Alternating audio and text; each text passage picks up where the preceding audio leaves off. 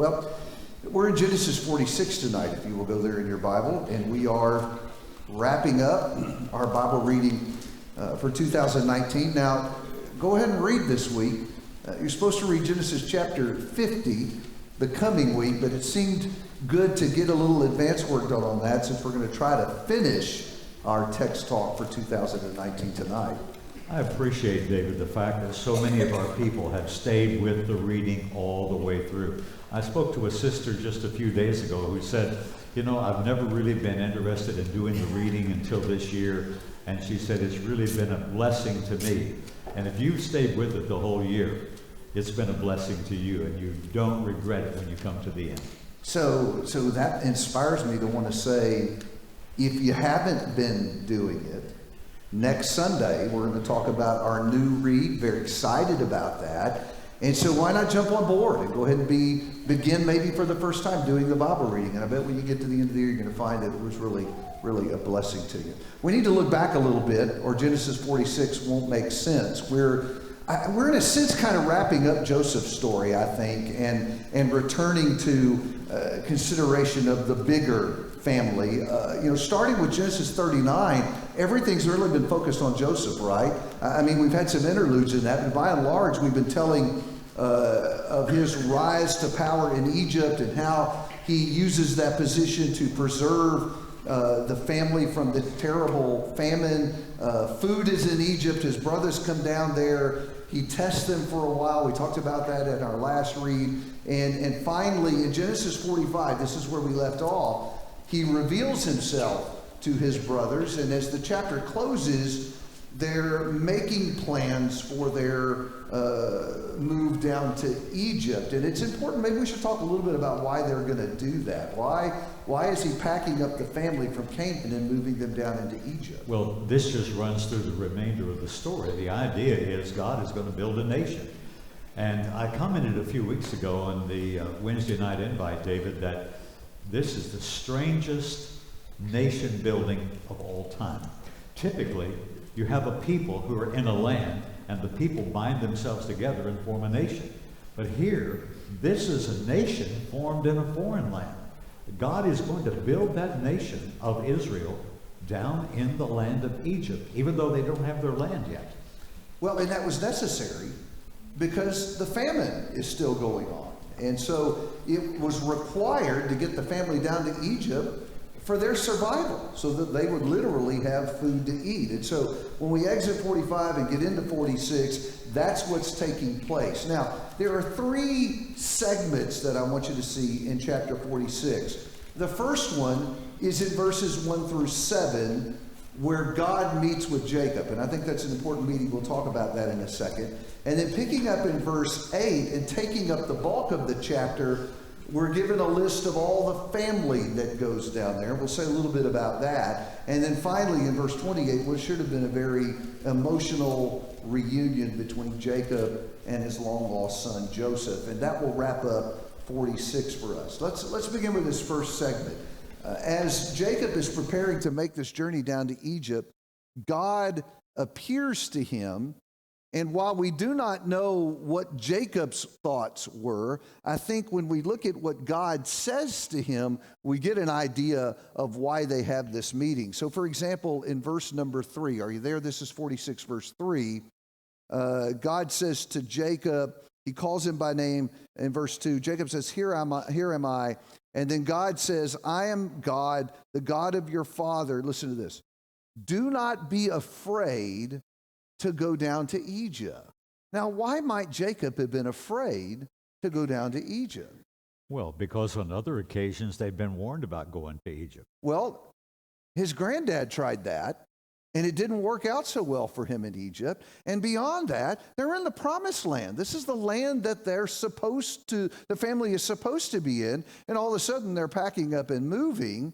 And the question is, well, is that the right thing to do? And I suspect that's why we have the appearance of God here to remind him, you need to go now. You need to go for the family's survival. The fact that he says, do not fear, which showed that he might have been very reluctant to go to Egypt. I think so. And then continuing that thought, notice he next says, for there I will make you into a great nation. Going to your point a moment ago, that God's going to do something strange, and within Egypt, he's going to build the nation of Israel. And then thirdly, what else does he say to him? Do y'all see this? This is important. I will bring you up again. And so this move to Egypt, I think, is creating all this dissonance for Jacob. We're not supposed to go down there. We're supposed to be here. God says, don't worry, go down there. I'm going to build you a great nation there, and I will bring you up again, which foreshadows what's coming next. The next book, Exodus, the exit from Egypt. That's going to happen. And then finally, he said, in Joseph's hand shall close your eyes. You know what that means, right? Joseph's going to be there when you die. I can't help but wonder if Jacob is worried about that. Will I get to him before I die? Because over and over, he's had this terrible grief over his son, and I just wonder if he feared, maybe I won't make it down there to see him again. Well, he's an old man, and he's got to travel this long distance in a caravan. He might have thought that, but God gives him the assurance, you're going to make it. And not only are you going to make it, he actually lives several more years down there. Yes, beyond that. Okay, so let's talk a little about the family list, picking up in verse 8. Basically, the family list had 4 sections. Did y'all see that? Each one is based on one of the women with whom Jacob bears children. So you have Leah and her handmaid Zilpah, and then Rachel and her handmaid Bilhah, and that's how the family is broken out. However, Max, this is not a complete list. We end up with a total of 70, but there are more than 70 people that go down into Egypt, aren't there? Well, because Jacob's sons' wives are not in this list. If you look at verse number 26, it says all the persons who went with Jacob to Egypt who came from his body, besides Jacob's sons' wives, were 66. Then in the next verse, 27, it adds Jacob and Joseph's 2 sons. And so we wind up with 70, but the number was larger than that. Yeah, and we don't really know exactly how large that number is, but it was certainly more than the 70 that are mentioned here. Right. Then moving on to verse 28, we have that meeting between Jacob and Joseph. As I said, must have been a very emotional meeting. But the other part of that is important. That's important is the meeting with father and son also anticipates what's coming in the next chapter, and that's when Jacob is going to meet Pharaoh, and Joseph gives him some what should we call them? Some talking points that he's supposed to bring to the conversation with Pharaoh. And frankly, that's what y'all had all the questions about. Were these talking points at the end of chapter 46 that Jacob was supposed to remember when he went in to see Pharaoh? So let's talk about the talking points. What does Joseph want Jacob to do? Well, he wants him to talk about the fact that these men who have come down are shepherds. And it's not just this generation. This is what we've been all of our history: Abraham, Isaac, Jacob, and now these 12 sons. And so a couple of questions come up about that.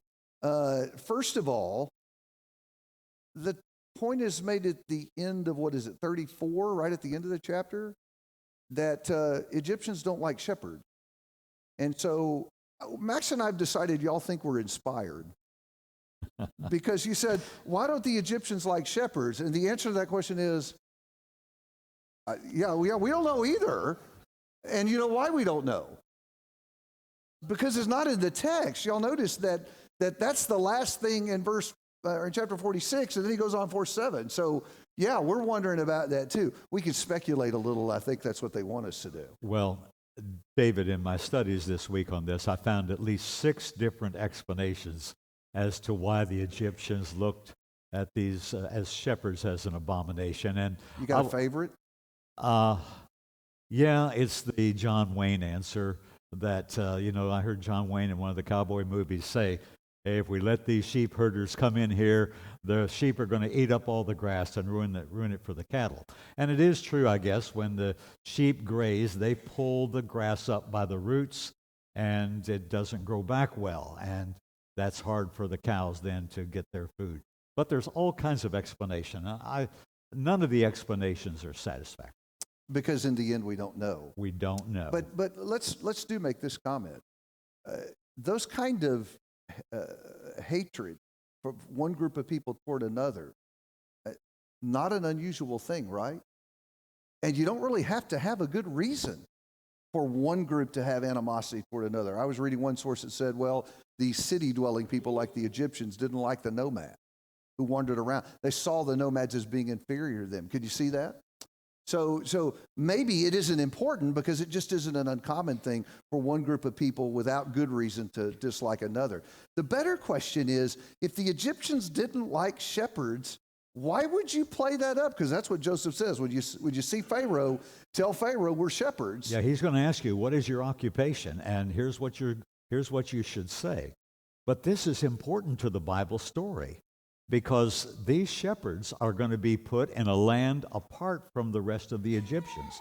They're going to be in semi-isolation, if it's right to say that, and that keeping them somewhat separate from the main body of the Egyptians allows God to build this nation up without the direct and overwhelming influence of the Egyptian idolatry and all that went along with that. And so he's going to give them the land of Goshen. It's also called the land of Ramses. Ramses was a major city. We see that used later in the text. Yeah, that's found later. But this was a choice piece of land. Pharaoh said, take the best land. And this is evidently Joseph had this already figured out. Joseph, he's a smart guy. You want him on your side because he makes so many good decisions in this book. Yeah, that was what it was all about, getting in just the right spot. And I like that point about isolation from Egypt, because what we're going to find when we get into Exodus is that in spite of all that effort, the people had still been corrupted by the Egyptians. And so this is probably a good move to be sure they don't wind up being intermingled with Egypt, and that problem would have been even worse than it turned out to be. Oh, yeah. So moving on to chapter 47, all that works out, by the way. At the beginning of 47, the first 12 verses, we have this meeting between Jacob and Pharaoh, and all of that works out in just exactly the way that Joseph wanted it to. They wind up being given that parcel of land. And then, this is interesting, in the latter half of chapter 47, picking up in 13, it's almost like we take this little tangent. Did y'all notice this? We get away from Jacob and his children and their move to Egypt, and all of a sudden we're talking about Egypt and the famine again. And that's interesting because a lot of people who read this today are uncomfortable with what happens in the last part of this chapter. So we pick up with verse 13, and what we find out is the famine is so bad that eventually the Egyptians run out of food too. And so verse 13 says they take all of their money and they use every dime they have to buy food, right? But they still have a problem because the famine continues. And so then in verse 15, we're told they gather all their livestock, they sell their livestock, give their livestock to Pharaoh in exchange for food, and yet the famine persists even further. And so we get down to verse 18, and now they're giving their land and themselves to Pharaoh's service to get food so they can live. And Max, some people read that and they think, well, I thought Joseph was a good guy. Look at him using this natural disaster to take advantage of these people and rob them of everything they had. What a lousy guy Joseph turns out to be. And we actually had some people ask some questions about that. How could he do this if he's a good guy? Well, Joseph is a good guy. And it's because of the wisdom that God gave to Joseph that the land of Egypt was saved. And not only Egypt, but all these Israelites who've come down into the land of Egypt. Let's pause a second. Had Joseph not done what he had done, what would have happened to the people of Egypt? They would have died. Lots of them. Lots of them would have died. And, this was God's plan, not only to help Egypt, but to help his own people, the people of Israel. And when you look at the bottom line on this, after they had sold themselves, they were allowed to keep 80% of the profit of the land. The crops, they were required to give a tax to Pharaoh of some 20%. Someone asked the question, why did they have to buy from Pharaoh? Well, remember that Joseph had stored this food up for 7 years prior to the beginning of the famine. And when the Israelites come down into Egypt, what are we, 2 years into the famine now? 2 years. Joseph would be about 39 years old, but there's 5 years of famine yet to come. I believe that's the chronology of that. And why did the Egyptians have to buy from Pharaoh? Because there was no other food. This was the food source. So why? It was so they could live. And they bought all the land. Joseph bought all the land except that of the Egyptian priests. And the reason that the priests were excluded is that Pharaoh already had a plan to give an allotment to the priests. Well, but this is an act of mercy. And clearly they see it that way. Do y'all see? This is chapter 47 and verse 19. Whose idea is it that they do this? It's the people who say, buy us and our land for food. One of the mistakes we make with the Bible is we try to read about ancient cultures with modern eyes. And folks, you can't do that. This was a whole different world at that time. Ordinarily, during a famine, when the food ran out, you died. The fact that Egypt had food and they had a way to get access to it, they considered that to be a great blessing. And so to them, Joseph wasn't mistreating them. Joseph was saving them. And so in our days of FEMA and governments who come to our rescue whenever we have disasters like this, they didn't have that back then. People just died. And in this case, Joseph was not a guy taking advantage of them. Joseph was a guy who's saving them. Yeah, as we move on to the next part, David, we've got some stuff regarding the promises here. Yeah, we need to not close 47 without commenting on that, because once we get past that story, 27, did y'all notice this? 27 says, thus Israel settled in the land of Egypt and the land of Goshen, which is what they were trying to do, and they gained possessions in it. And what does it say next? They were fruitful and multiplied. Sounds kind of like Genesis, doesn't it? Why is that important? What promise is in play here? Yes, they are becoming a great nation in Egypt, just as the Lord had said. And then we have this other piece at the very end of the chapter, verses 29 and 30, where Jacob is dying. But as he dies, he wants something. He wants his family to do something for him. Yeah, he wants to be buried where? Back in Canaan. In the promised land. In the cave of Machpelah that had been purchased years before as a burial site for the family. Remember, we talked about how that little spot of ground purchased from Ephron, the Hittite, that little spot of ground was their first piece in the promised land. And it was their burial place. And now Jacob says, don't leave my body here. Why didn't he want his body left there? Because the family isn't staying there. As God said, I'm going to bring you up again. And so right here at the end of 47, we go back to the nation promise and the land promise. Absolutely. Both of them are rehearsed at the end of the chapter. Those are just critical to understand. Even all those chapters from 39 and 40 and 41, 42, it didn't mention the promise specifically. But that's about bringing the people down into Egypt ultimately. The story of Joseph is the story of getting the people of Israel down into Egypt, because that's where the nation is going to be built. And that's how to understand the stories here. So you need to think about that as we get these little snapshots. Remember, we're not told everything that went on. And so when we look at the episodes the Spirit records, we pause and ask, why are we being told this? Why this little piece here at the end of Jacob's life?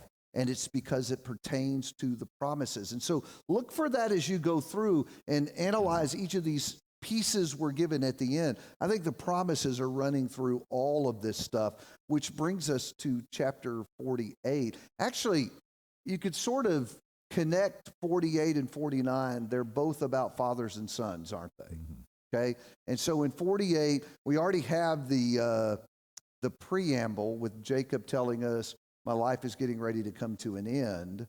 And so we begin these end-of-life procedures for fathers at that time, beginning with Joseph coming with his sons and meeting with his father Jacob. And if you look at the beginning of 48, we rehearse the promises again, don't we?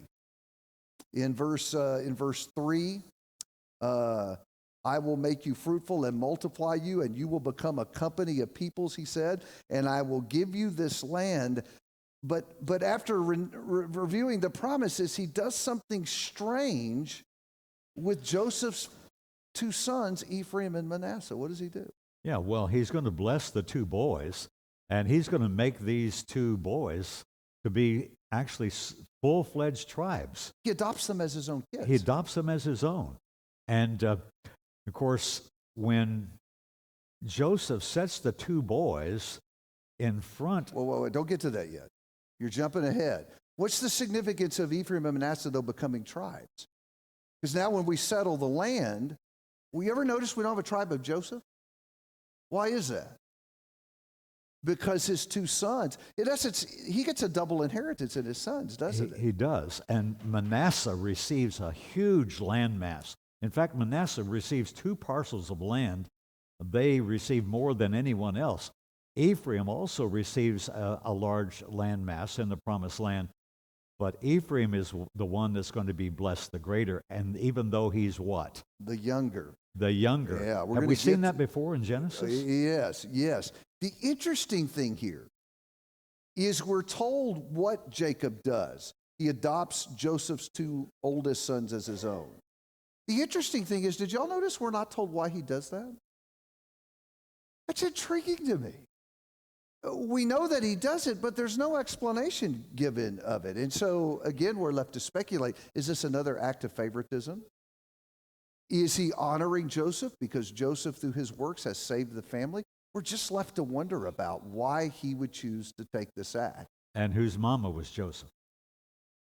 Joseph's mama was who? Ask it that way. Joseph's mama was Rachel. Rachel. The preferred wife, at least for a while. At least she was for a while. Yeah. That's a whole other story. Yeah. Okay, so then he's going to bless the 2 kids. Let's talk a little about that. Evidently, this is a custom for fathers to bless their sons. Mm-hmm. And evidently, which hand goes on which son is important. Now, some of y'all ask us to explain that. Mm-hmm. And let me repeat, we're not inspired, okay? Text doesn't explain what the significance of that was. I think it's probably family culture kind of a thing. So Joseph sets this up that when daddy blesses the boy, the oldest will be on the right and the youngest will be on his left, but it doesn't work out that way. He crosses his hand. What is that about? Well, he's going to give the blessing to the younger son, the greater blessing. And even though he speaks a blessing to both, he makes it clear that Ephraim is going to be the superior in this case. Now, Joseph tries to fix it.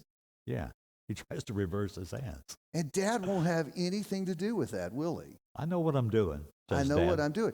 And the strange thing is, between Ephraim and Manasseh, which becomes the dominant tribe long term? Well, Ephraim does, not greater in landmass. Manasseh has the larger land, but Ephraim is a more powerful tribe. In fact, when they came into the land and the land was divided up, Ephraim was second only to Judah in respect to power. Joshua was out of the tribe of Ephraim. The first tabernacle was in Ephraim. Kings came out of the tribe of Ephraim, kings in the northern kingdom. Eventually, the northern kingdom was called Ephraim. The prophets, sometimes the nation itself is referred to by the name of that dominant tribe. So what Daddy did here actually comes to pass. But we're still wondering, well, why does he do that? Again, we're not inspired. Well, I'll tell you what we do know. Jacob was inspired. He was a prophet of God. And as such, this procedure, whatever we may think about it, it was ordained by God. And he knew what was coming. He knew what was coming, sure, whether he appreciated all the implications of it or not. Just interesting. And you're right. This does start sounding really familiar, doesn't it? Someone with poor eyesight pronouncing the wrong blessing. This is the Jacob and Esau story all over again. Have y'all noticed the way the storylines in the patriarchs just kind of reappear over and over and over again? And once again, the same thing has happened here with these two. So he blesses the wrong one and isn't going to have it any other way. Do we want to comment on verse 22? We had a question about that at the end of 48. That has to do with, I think, a special piece of land that was not divided by lot. That's as much as I want to say on that.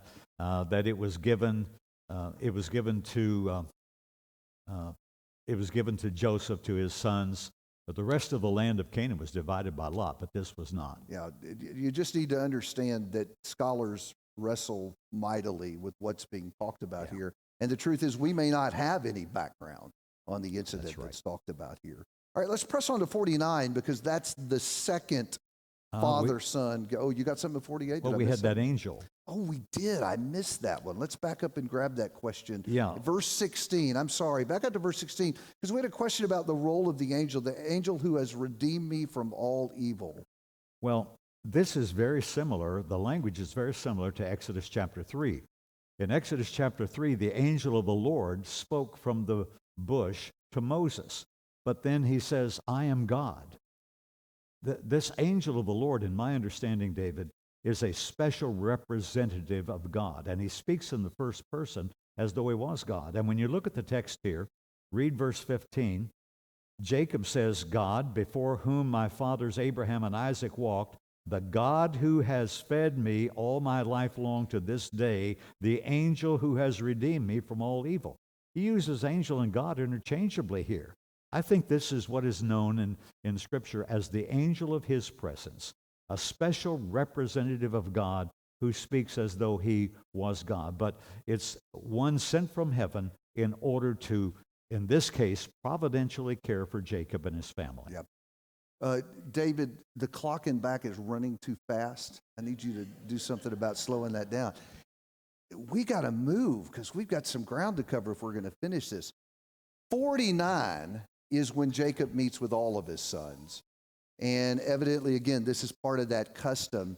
And each one of his sons gets a little message. He says in verse 1, they're going to be prophetic. Not all of them look to the future necessarily, but some even reflect on their past. And then in verse 28, he says that this is how he blessed his son, but not all of them sound like a blessing either. The important one, for the sake of time, Max, is the statement, the blessing that he makes to Judah. Why don't we touch on that and then hop over to 50? Well, that's right. And if we were to take the time to study all of these, we would have to go back and talk about a whole bunch of events in the past. Then we've got to look at future. Right. But Judah, the text begins in verse 8 by saying, Judah, you are he whom your brothers shall praise. Judah is going to be the dominant one. And I think, David, this is the most powerful messianic prophecy that we've seen so far in the book of Genesis. There is so much to be said about this text, and I wish we could just take an hour just to discuss it. But notice, it's not only going to be the most powerful tribe, it says here that this would be like a lion, this tribe would be like a lion, that the scepter, that's the signet of the ruler, would not depart from Judah until Shiloh comes. This is going to be a kingly tribe. Right. And when it speaks of this one as a lion, remember Revelation chapter 5, verse 5 speaks of Jesus as the Lion of the tribe of Judah. So think about those connecting threads running all the way through your Bible. That language in Revelation 5 began way back here in Genesis 49, didn't it? Absolutely. In this prophecy about Judah. And it said that this one who's coming would be a lawgiver, and the obedience of the people would be unto him. That's Jesus. Yep. And there was one other thought I had. The word Shiloh itself, and I know that scholars are all over the place on the word Shiloh, but one scholar said this, that the word Shiloh means he who is to come. And that's what this prophecy is about. It is about the one who is to come. It's about the Messiah. There's no question of that. Let's touch on 50 real quick before we're out of time. There are three key things to notice in chapter 50. Number one, all this information about Jacob's burial. In fact, we probably know more about his burial than just about anyone else in Scripture. But what's important about the burial? Pay attention. All the emphasis is on where they would bury him. That was the important thing. And again, it ties back to the land promise. Now, the second thing is the brothers and their fear that once daddy's dead, Joseph's going to get even with us. And Joseph makes an interesting statement there. He says, let's see, it's verse 19, am I in the place of God? And he reminds him, listen, God used this bad thing you did to accomplish a great good. I just think it's interesting that Genesis opens in chapter 3 with Adam and Eve putting themselves in the place of God. And it closes in chapter 50 with Joseph being unwilling to put himself in the place of God. And then finally, you have the little brief story about Joseph's death. And once again, like his dad, he says, I do not want you to leave my bones here. Promise me that when we leave, you will take my bones and bury them in the promised land. And if we follow that on through, when they leave Egypt in Exodus, the bones of Joseph go with them. When they settle in the promised land, the bones of Joseph are buried. So think about that. All throughout the journey, someone had the job of carrying around the coffin of Joseph. And think about the legacy that left. That was a reminder to the nation that our great forefather believed this day would come. And indeed it did, Max. Absolutely. We got to wrap. I like what Joseph said when he said, am I in the place of God? His brothers were fearing vengeance. Yep. And Joseph believed that it was God's place to execute vengeance when personal vengeance is due. And I just wonder, do we have the faith that Joseph had? Yep. Because sometimes people say, well, I don't know if God's going to do it or not, but I am. I'll take personal vengeance. That's not to be done. Well, folks, we've been in the book of Genesis for a year now, and I hope you've enjoyed the study. And David, as we close, it's kind of like saying goodbye to an old friend. And I hope that we've had that kind of attachment to this story in the book of Genesis, that we've learned so much and we've grown closer to the family of Israel. We're saying goodbye, and yet at the same time, we're only at the beginning of the Bible story. The book of Genesis means the beginning. This is the beginning of the Bible story. And when we get to the end of the story, in the book of Revelation, the people of God are going to literally, in the most literal and absolute sense, be with God himself. We're going to be with the Lion of the tribe of Judah. That's how it's portrayed in Revelation. This was a book that was filled with calamities, troubles of all sorts. But God put all this here to show us the extent to which he wants us to be with him, because the whole theme of this is to bring about the Messiah in order that we can be with God forever. And that's what the book of Genesis ultimately is about. All these family issues, it's all about bringing the Messiah into the world and then bringing us home to heaven to be with the Messiah. Back to the garden. Yeah, back to the garden. And the question is, are you and I ready? Are we ready? We're ready to go home.